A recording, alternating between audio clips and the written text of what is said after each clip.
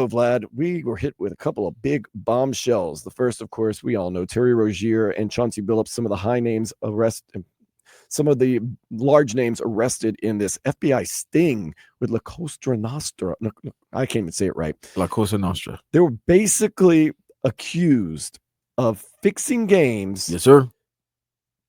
By either pulling themselves out or not playing a lot and tipping off people. See, the thing about, yes. So some of these things, they said they've been doing this for 2 to 3 years now, 3 years. Obviously. So this is some of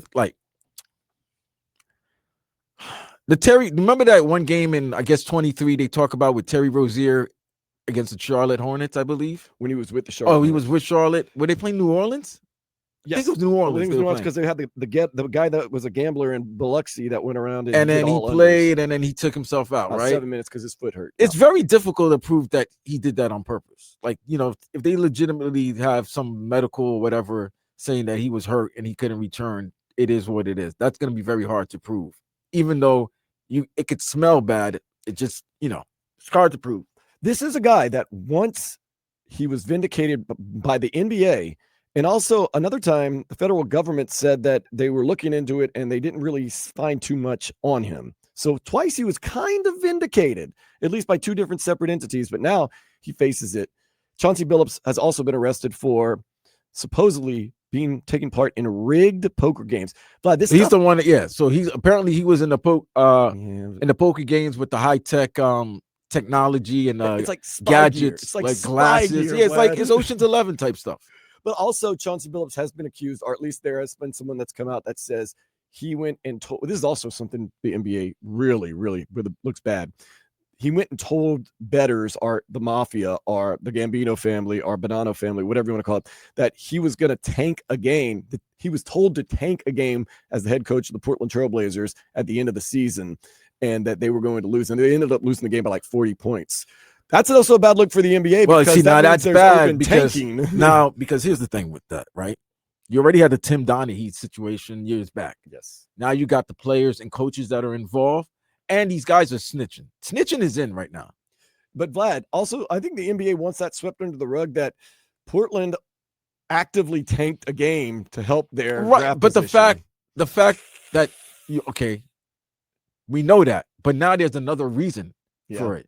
Like, you could tank just because you're trying to get a better positioning in the draft, but to tank because your coach tanked because he owes money to the mob. Well, no, he was tanking because his organization told him to, but then he passed that information along. I'm sorry, to the mob. Well, then whoo, that's bad. And that's another thing. They said Damon Jones let them know information. Well, here's the thing, right? Usually there's injury reports, and it lets you know if somebody's questionable or not, or doubtful, right? Correct. So if Damon Jones found out from LeBron, hey, Bron, you playing? No, I'm not playing. And then told. And then he told. Right. I think LeBron's safe in this. I'm not saying this is not about LeBron, but I'm just saying, like, is that really knowing information? Like, that would be like us reporters knowing that somebody's hurt going to a shoot around. Right. If I bet all the unders. Right.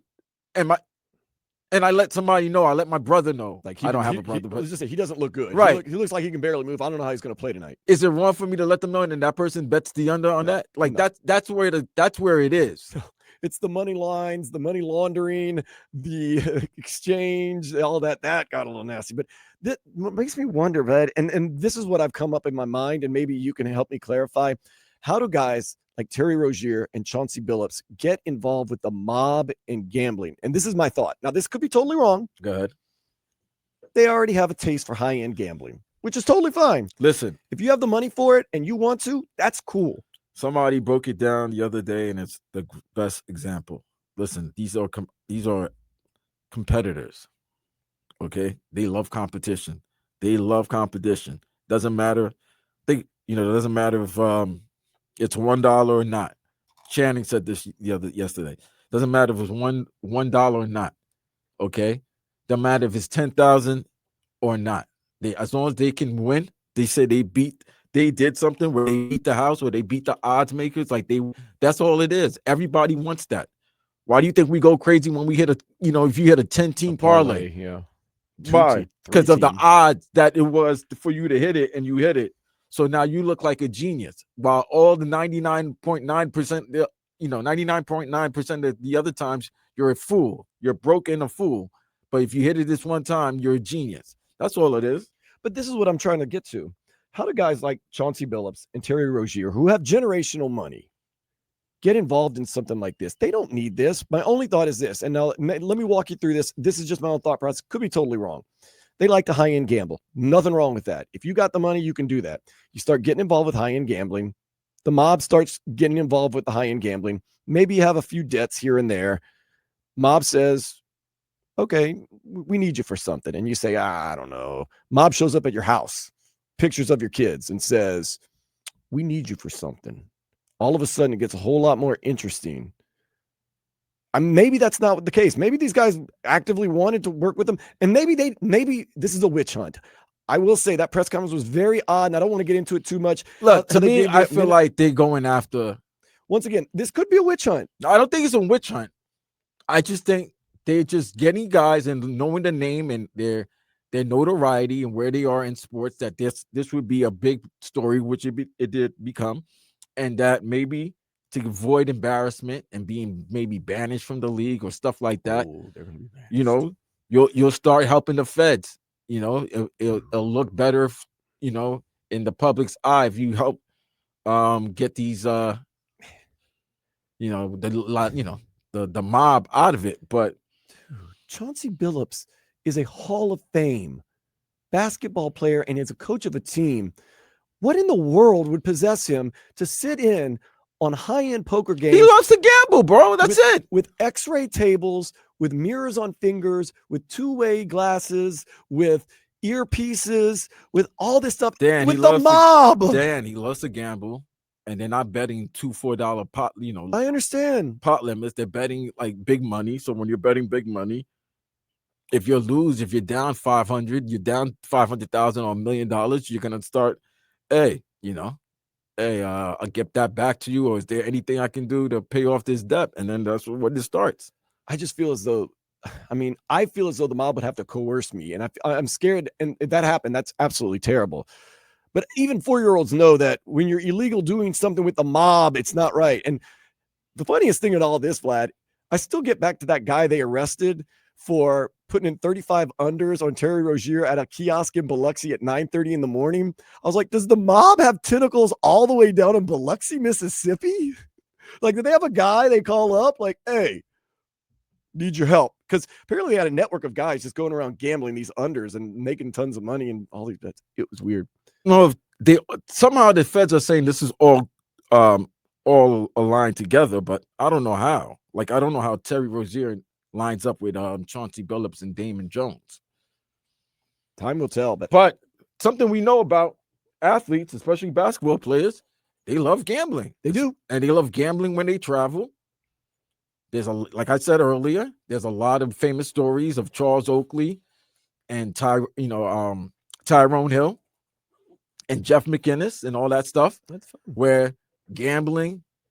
Listen, there's only two reasons men are going to fight and do something stupid: women and money. Okay. And gambling is involved. That's money. So I don't know why Chauncey did it. One thing we can never say about people, you can't tell somebody you have enough, even if you think they do. It's so weird. You never know how much more they need. I don't know why, but it is what it is. So we can never say, oh, you can't make that much money. But there are certain money that's not good money. Like, we've always heard that there is such a thing called bad money.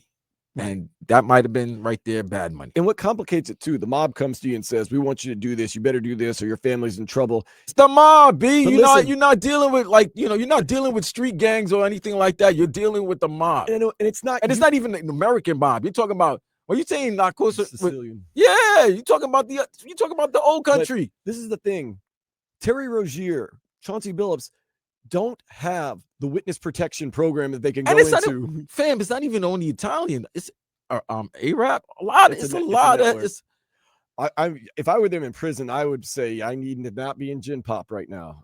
There's a lot. This is can't be in Gin Pop. Yeah, man. But what I will say, they're going to be used as pawns Absolutely. in the grand scheme of getting those organized crime families out. Yeah, that's who they're really after. Let's not be silly about it. That's who they really want, but they have to have a conduit to that. But at the same time, evidence will come out. We'll find out.